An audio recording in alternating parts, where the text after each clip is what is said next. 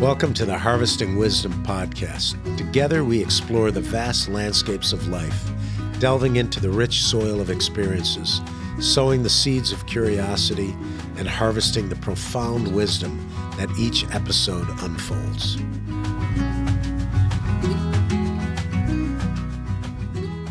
Welcome to another episode of Harvesting Wisdom. I'm your host, Mike McMahon. This afternoon here we have two guests.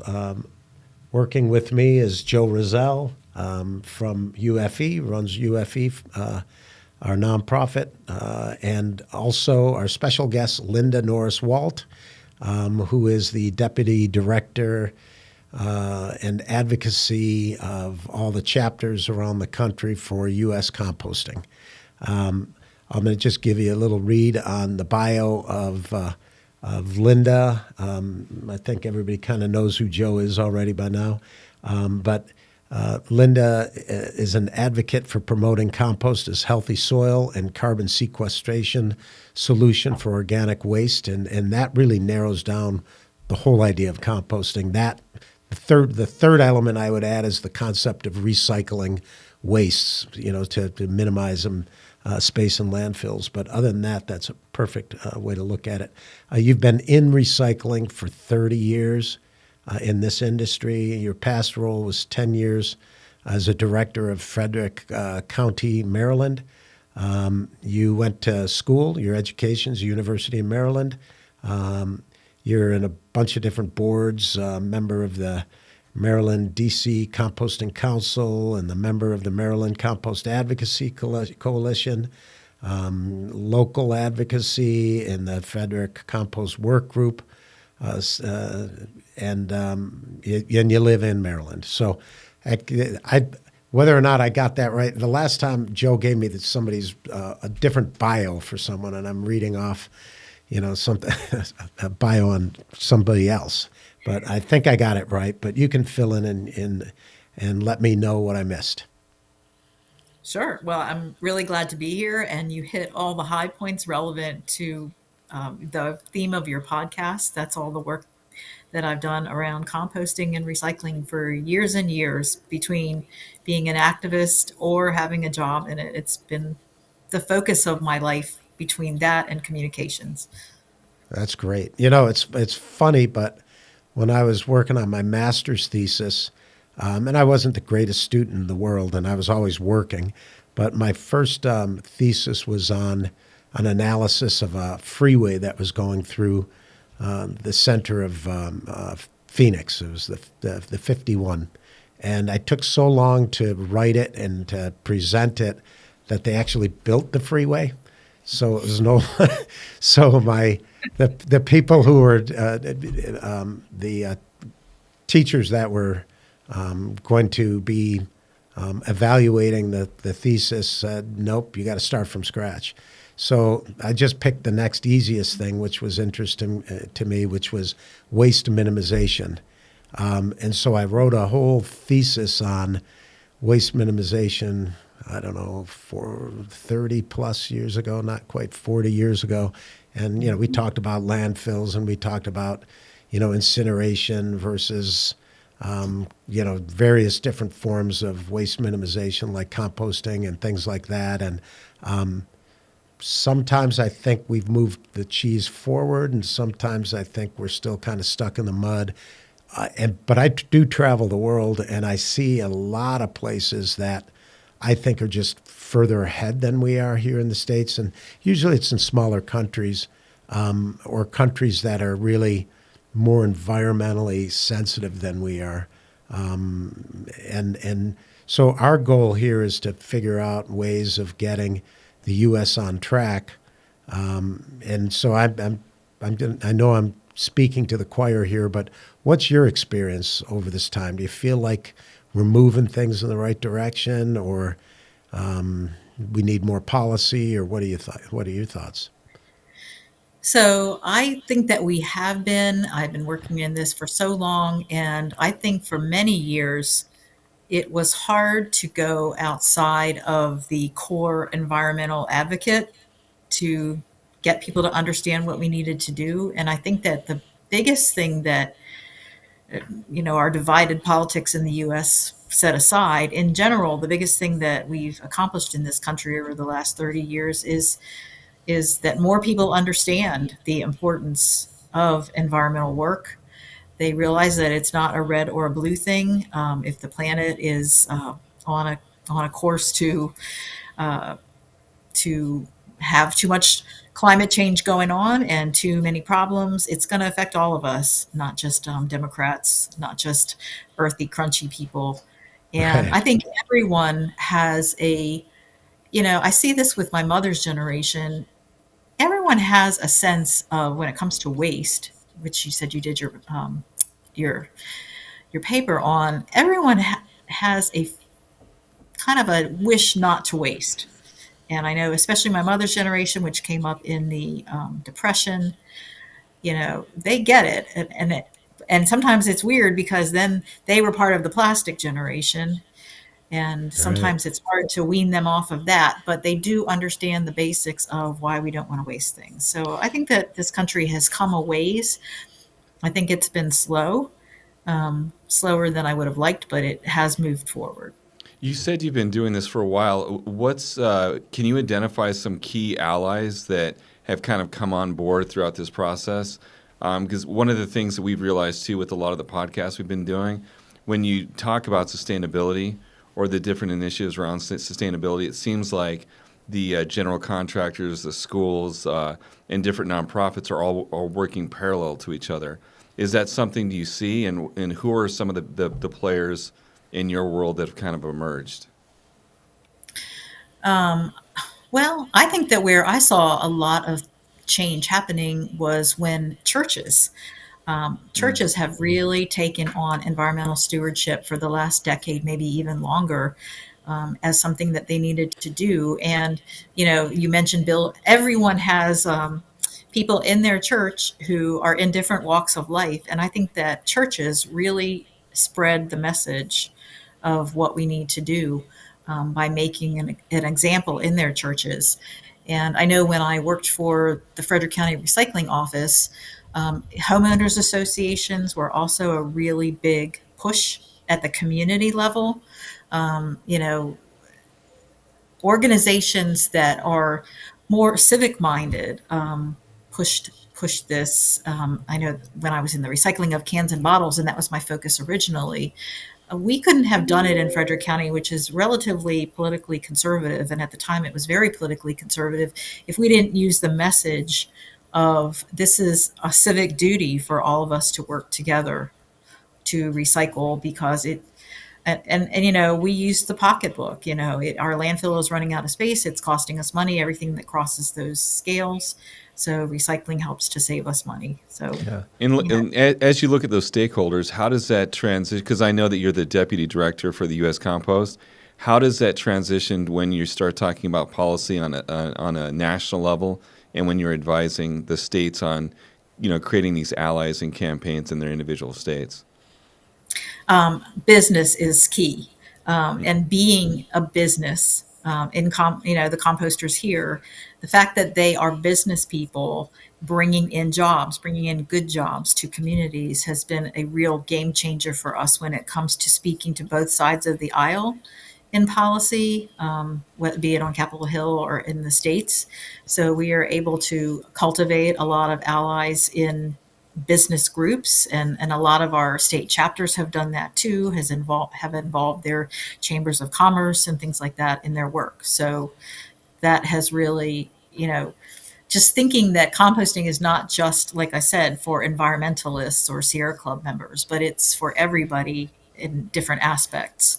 It Right. really brings people in, brings them Yeah, together. and I think it's the same concept in sustainability in general. If it's organizational, we're starting to see even big businesses, the top businesses in the world having sustainability officers, and the concept is not necessarily to do what's right for the environment, which is one of the tenets, of course, but really it saves them money.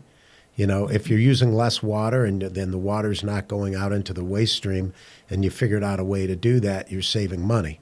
And so I think you're right. That's the reaching out to business to let them know that this is profitable. We've got all these wastes that have value, and they're not, happening because we just don't have a system that's encouraging it. I'm looking at it from three different facets, and it still kind of confuses me a little, but we're a composting company selling soil, mixing soils, and so we're doing that on a commercial scale. And then the other company, or it's not a company, it's an organization, it's the nonprofit. So at the nonprofit level, we are, doing school composting, small business composting, residential composting, which I was never a believer in because I came from the commercial side, and I just never felt like you could control pathogens very well if people are trying to compost at home and that kind of thing, and that they just didn't have the discipline for the hygiene behind it and the whole bit, and what are they going to use it for? So I was never, and then I realized that you do have to do it at every level. So and doing it at schools and teaching people how to do it correctly is a big part of that, right? So so now I'm on both sides of that. The piece in the middle, though, that's kind of missing that I'm not involved with is municipal yard waste programs. I know there's one here in Phoenix.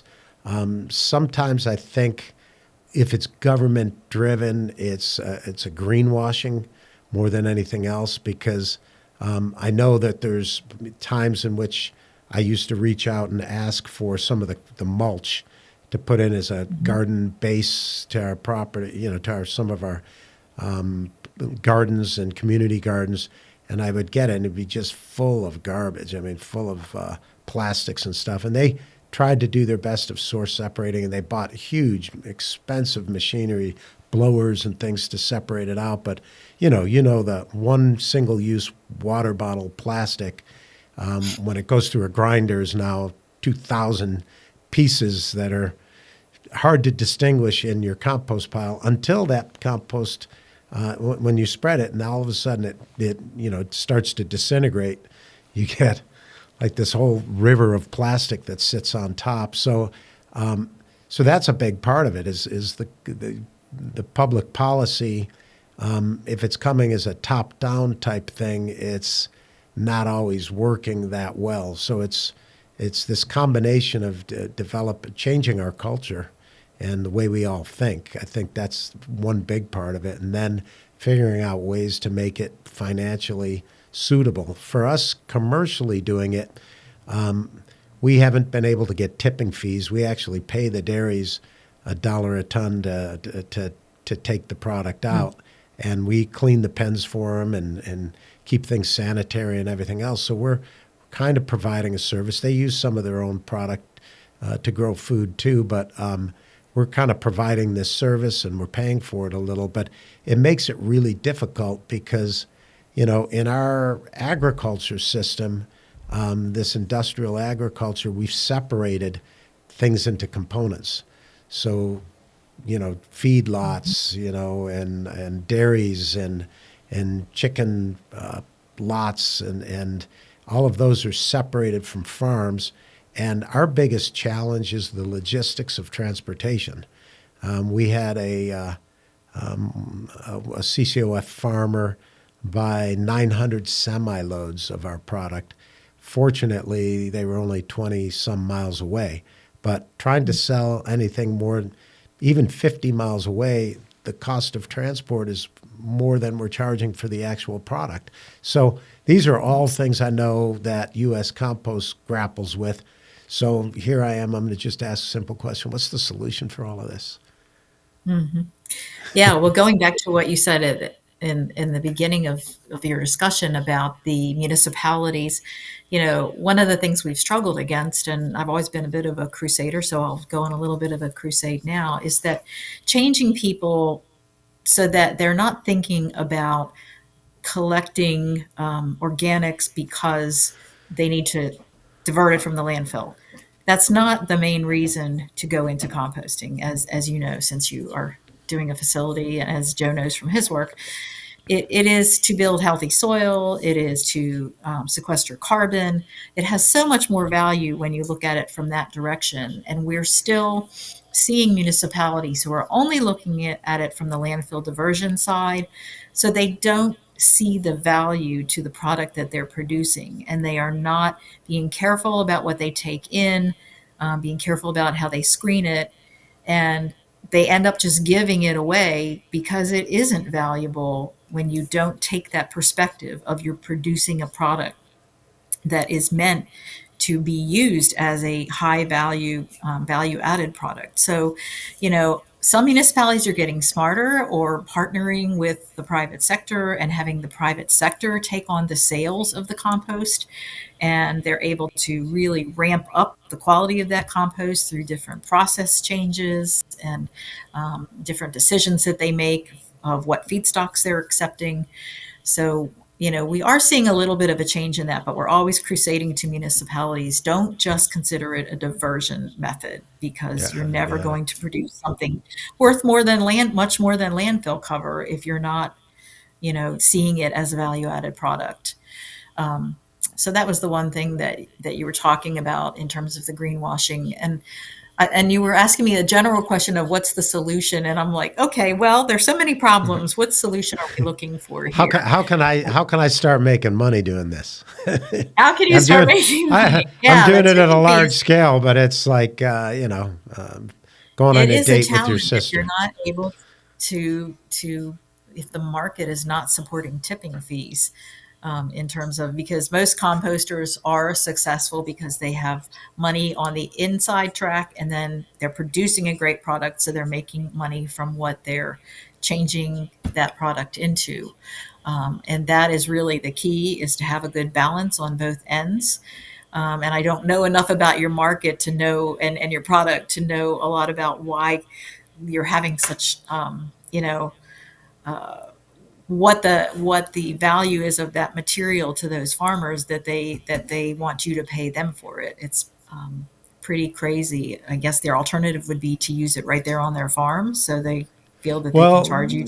We sell it to the farmers, but the actual dairy farmers and the big lots, the feed lots, those are the ones we have to pay to be able to process it and take it away and then sell it. But the farmers buy it, but the farmers, sometimes the farmers don't own their own land, or the farmers are using a synthetic that's injected from their irrigation system, and they just don't feel, because the commodity pressure, the price for the commodity doesn't warrant it, and or they're not really looking at, they're borrowing today from tomorrow's soil health, and maybe they don't even own the land, they're just, and that's one of the reasons they do it. So there's a lot. It's not a simple issue or a simple problem to solve.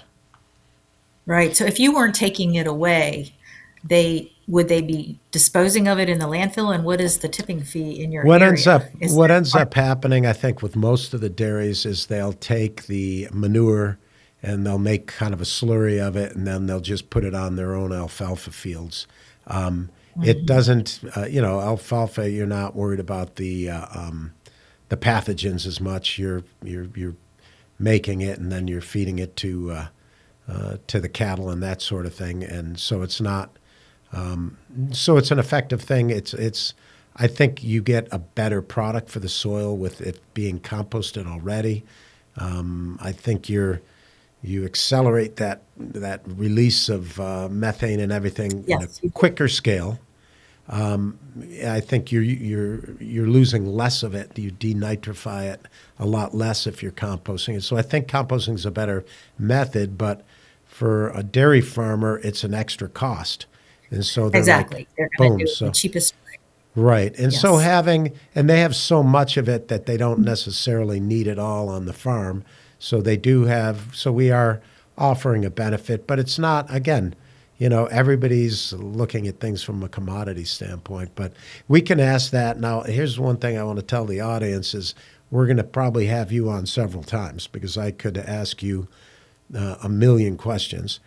So we're going to shift a little bit, but one of the things that you're in charge of all the states in the country creating these groups, these advocacy groups. Yeah, the state councils, yeah. State councils. So one question I see as I look on the map of US Compost, they created a map of composters. You get a whole bunch on the East Coast, a whole bunch on the West Coast, and the rest of us in the middle. There's one in one state and none in some states and that kind of thing. What's happening in the middle of the country that's not happening on the East and West Coast? That's one question. And how many of these states now actually have these groups? How much penetration have you made? So we have 16 chapters right now, and it's when Arizona comes in, they will become our 17th chapter. So that's really exciting for us to have groups on the ground doing this work. To answer your earlier question, and it's an ironic answer considering where you all are coming from geographically, but we call those areas compost deserts. And you're going to say, oh, yeah, well, you want to talk desert? Here we are in the desert. But those are areas where there are not a lot of facilities with access. Like you said, composting is very local.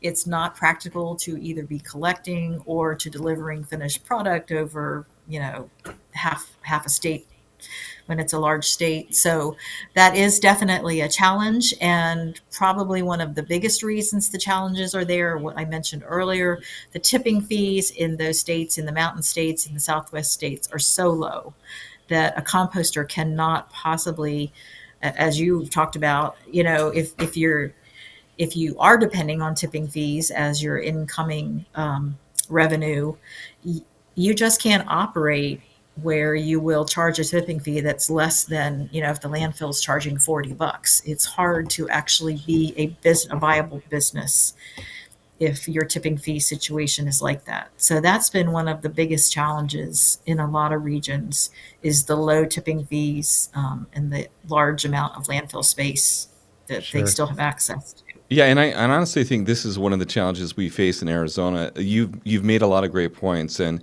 one of the things I believe that you're advocating for is for us to understand and to educate, because we're going to educate and advocate as a state council, but to talk about the entire system.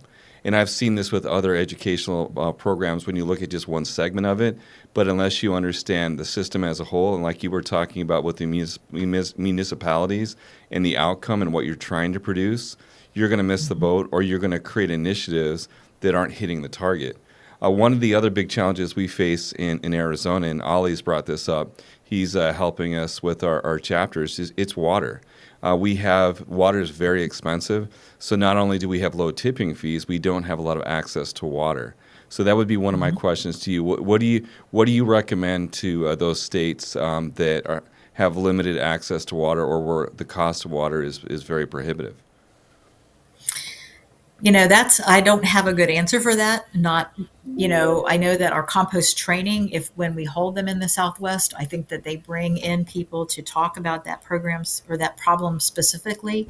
I am not real sure of the answer to that, to tell you the truth. I know that composting in New Mexico, in Arizona, is a whole different animal than composting around the rest of the country. And each area has its own special needs or challenges. And I know in the Northeast you've got, or in the higher north, you've got cold temperatures.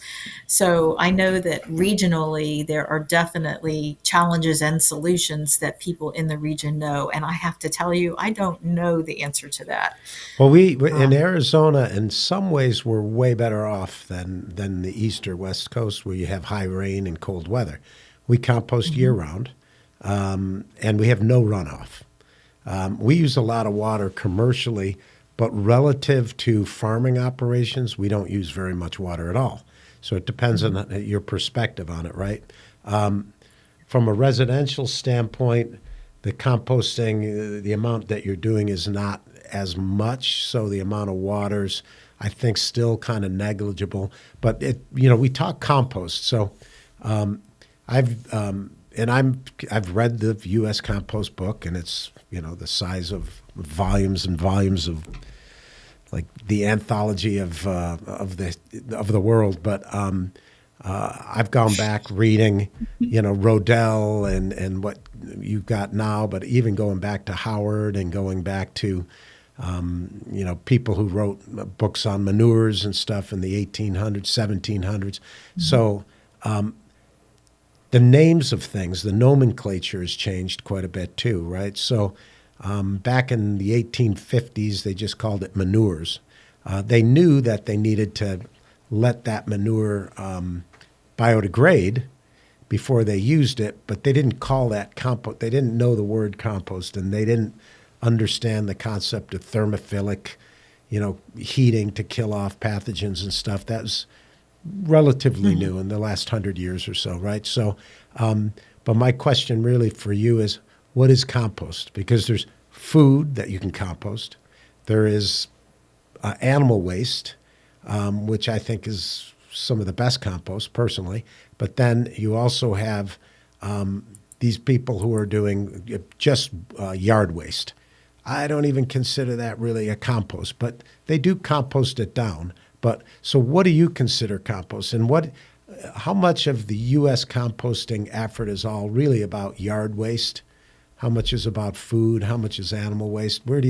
How do you see that? That's a loaded question, or many questions.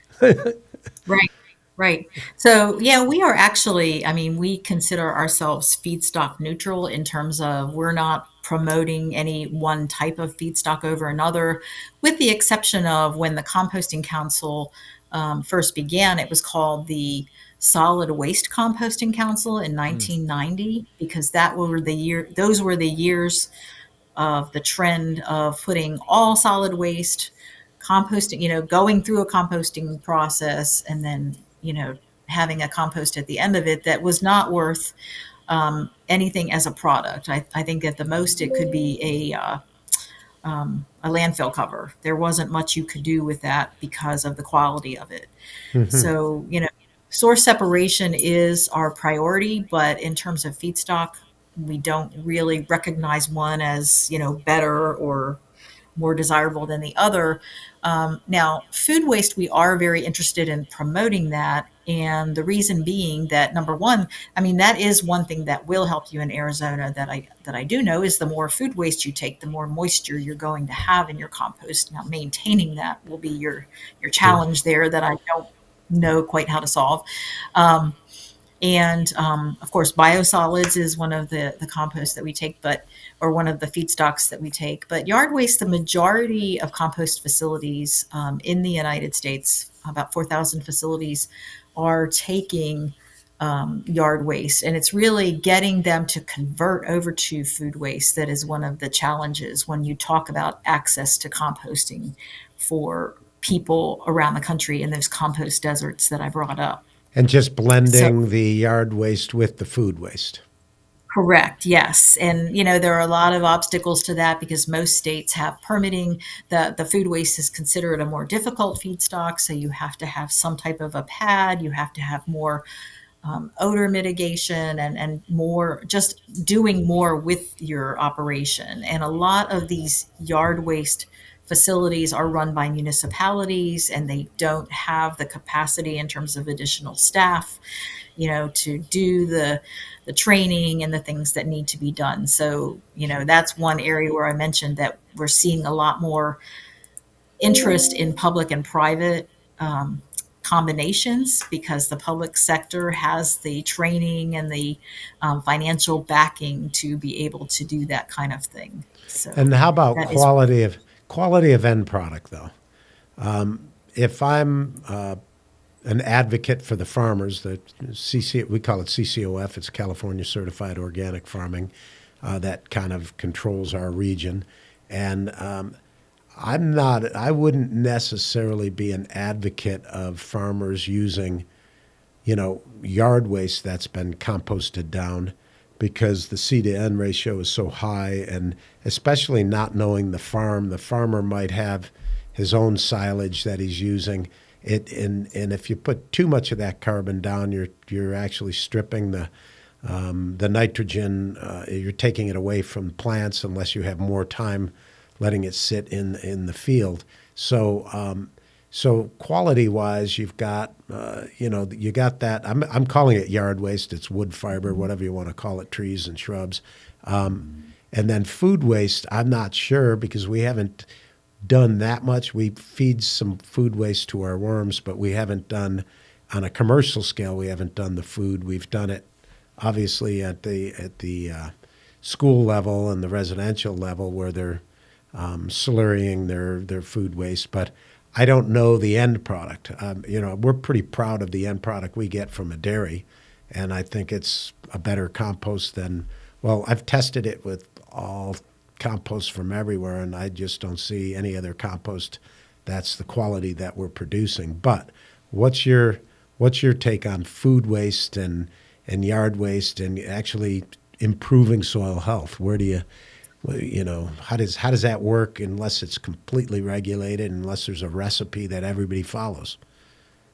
Yeah, all of those things are feasible for a compost that would be desirable to farmers. The key is to understand how you're building your recipe, like you mentioned, and to understand what your farmer is looking for. I mean, farmers are going to need to go through, their extension state regulations in terms of what can go on their fields in the first place, so they know what they need in terms of ingredients, etc. So, the composter, we have many, many training programs that are at different levels, whether it's through our Compost University online, or we have a week-long training that our foundation puts on to teach people how to manage different feedstocks. They go through all the feedstocks, and the composter basically builds their recipe based on what their market wants. So if a farmer is in their market, they'll be looking at and talking to them about what they need and what's available cost effectively. As you know, you're going to, the feedstocks that are close to you in abundance are the ones that you're going to choose to work with, because that's where you're going to make your money, instead of having to go and pay a lot of money for whatever is supplying your carbon, Sure. etc. So the Compass Online, anybody can jump on. We can jump on that. And you got the big book, the Bible. And then, but the other classes and things you have are, again, East Coast, West Coast. Do you see us with this new chapter in Arizona being able to actually have some of those workshops in Arizona so we don't have to get on a plane and go to I can Maryland? answer that a little bit. We actually brought this up at the conference. Arizona is interested in hosting. There are some requirements that the foundation requires as far as facilities, space, and access to a composting facility, and we would have to help promote that. But we're absolutely interested in that. Did I do you justice? Did I get that right? You absolutely did. And I couldn't think of a better area to do it, because I've heard from people in New Mexico, in Arizona, that, like I said, have told me we're a different world here. And, it's a completely different way of doing things. And I think having a training in that area would probably be like a magnet for all the people that want to move forward in this. And I know I think they do 4, maybe 5 a year. So they have this schedule where they're building out. But I think where we have chapters, they tend to choose those states more quickly than other states. So I think you have a good idea there. Yeah, and as a state, we're really excited about it. We know that in order to make sure that we present the whole system and talk about the local challenges and have some understanding of that with best practices, so we can do a really good job within our community, we know we need some type of support like that. So that's something I'm sure that our council, as it emerges, we're going to be pursuing. We're also really excited that the conference is going to be in Phoenix next year. We feel like we can create a huge buzz, not only from the state organization, but by bringing experts out here. And again, to me, I think that in talking about compost, it's almost like a onion that unfolds. People understand the overall concept, but then when you put in the challenges and then talk to them about the output, I think that's where it gets really exciting and you have a lot of support. So, Yeah, I think that Oli was telling me that I think you have 5 PhDs on your board. I think that's what he said. I mean, you have an incredible amount of expertise there in Arizona. Do you have any idea how hard it is to teach those PhDs? Yeah, it's funny because just before this call, I was on a meeting and we were talking about, I don't know if you all or if he's on your board. I didn't get to run down and see if he was on there, but we have been struggling in the industry with perfluoroalkyl chemicals, PFAS, and those things. And there in Pima, Arizona, Pima County, there is a professor that has done a lot of work. And I'm not sure if he's gotten involved with your group, but he's done a lot of work on biosolids. And I There's think so they were much ready. information down in Tucson, but they're like a different country. It's like it's like the country of California. Tucson is its own country. So we reach out and we definitely want their involvement because Yeah. they're in a lot of ways they're more advanced in a lot of their Yeah. thinking. They've been thinking about this stuff longer than the rest of us up in Yeah. the desert. Well, being a Wildcat, a U of A graduate, I totally agree. Were you a compost cat, Joe, or was that after your time? No, They have honestly, a, it was after my time. I actually went into the field of education as I started doing outreach and getting into the gardening world. I just see, and that's something to me. I've kind of taken an unconventional pathway to where I am right now. But looking at the opportunity for kids to learn about the STEM and hands-on learning, that's what got me initially really excited about it. STEAM, and not just STEM. We have to fold in the arts as well. But when you look at a elementary school campus, and as a former principal for 10 years, it looks like an apartment complex. There's life, but there's no purpose. So by creating composting bins, vermiculture bins, and gardens, we're creating a purpose for the kids to actually go out and engage with nature, other than just staying on the sidewalk and looking at the grass. So it's exciting. Turn it from institutional to park-like setting. Yes. So that's really fun. I didn't know you were a principal. That's very interesting. Yes, yes. So that's to me, and not only looking at, well, when I originally got excited about it, I was kind of reflecting on my career, and a lot of our kids, when they pursue STEM in elementary school, it's in a class or a club.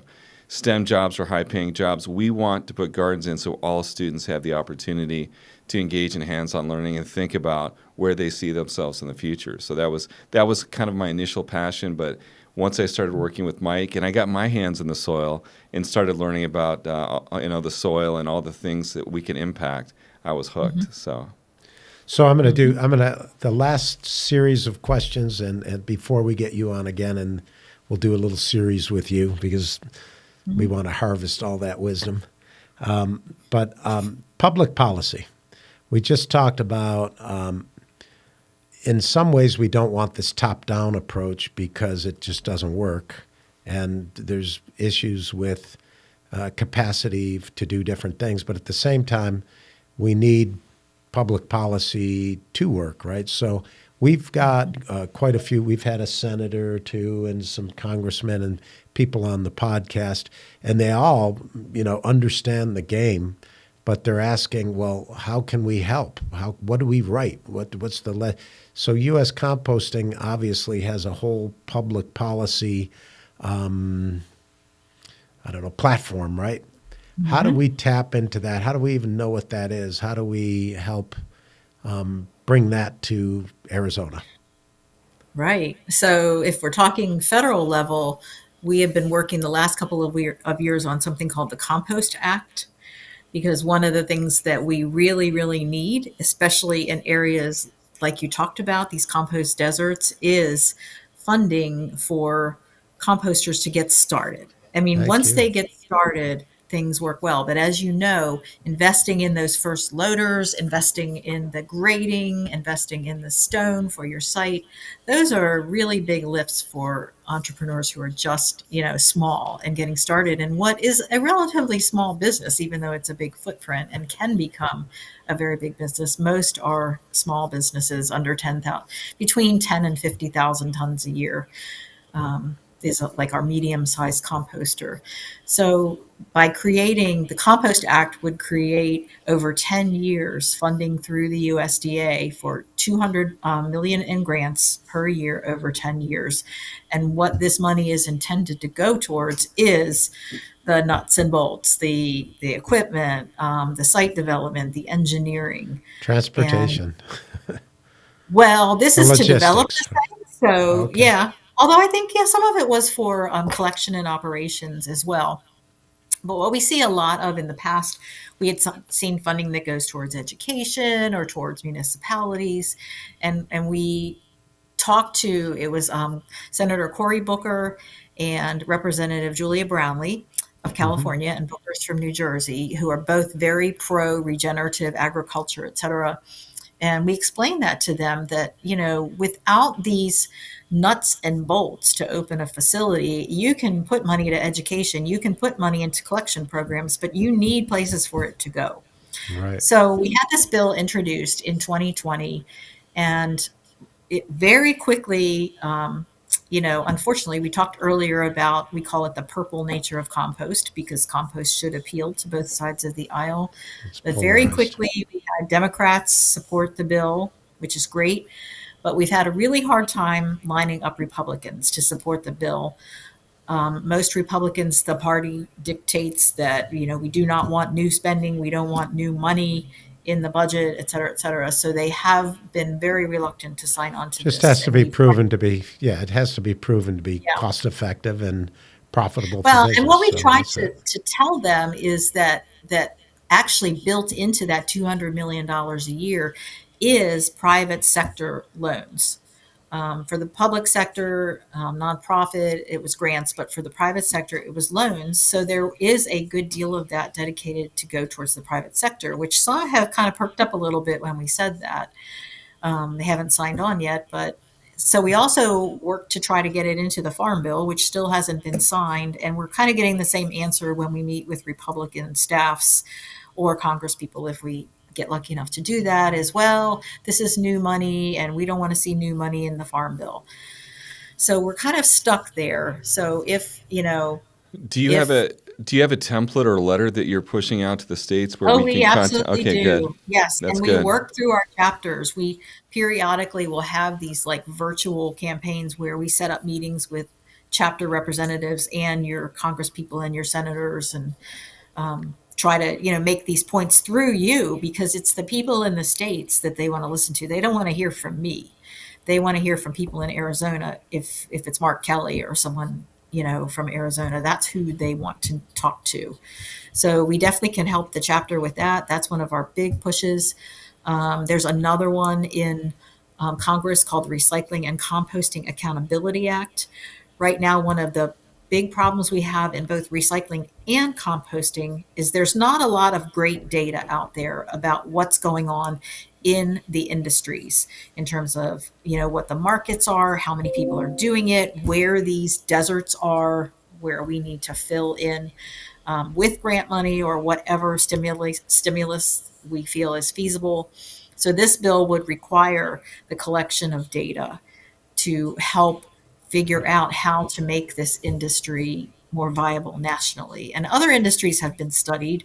It's never been done for the composting and recycling industry. So that's another similar bill that we've been pushing through our chapters and our advocates in the states. And then at state level, I mean, it's the same thing, pushing for full cost accounting so that your tipping fees actually reflect the cost. Most of the time, when you have low tipping fees in an area, it's because they're not taking in all the costs of running that. It's being subsidized in some way by taxpayer money. So you can push for full cost accounting. You can push for surcharges on tipping fees to fund state grant programs is another great thing that state focus can do, that sometimes you can't move anything at the national level, but you can move it at the state level. Great. Well, Those I'm are gonna some things that can be done. that's great. And if I'm sure Joe's gonna get a lot of that information, and we'll be because we do deal with lots of public policy makers here, and it's a great way to give them that information that they're asking for. So I'm going to wrap up today, and I look forward to at least one, if not two or three more podcasts with you in maybe 3 to 6 months after we've gotten our feet wet here, so to speak. And we'll see what, because there's about a million more questions we could have asked and gotten into a little deeper, but do appreciate you being here. My guest, Linda Norris-Walt, Joe Rozelle, Thank you for today, and for all our listeners, thanks for joining. And I leave with the same question as I will always be leaving, and that is, whose world is it anyway? Thank you very much. Thank you, Linda. Thank you very much for having me. Thank you for joining the Harvesting Wisdom podcast. Click subscribe and like for ongoing, insightful conversations. Explore our webpage for show notes and additional resources. Visit our guests' webpage for deeper insights. Your engagement is the foundation of our journey, and until next time, keep pursuing wisdom.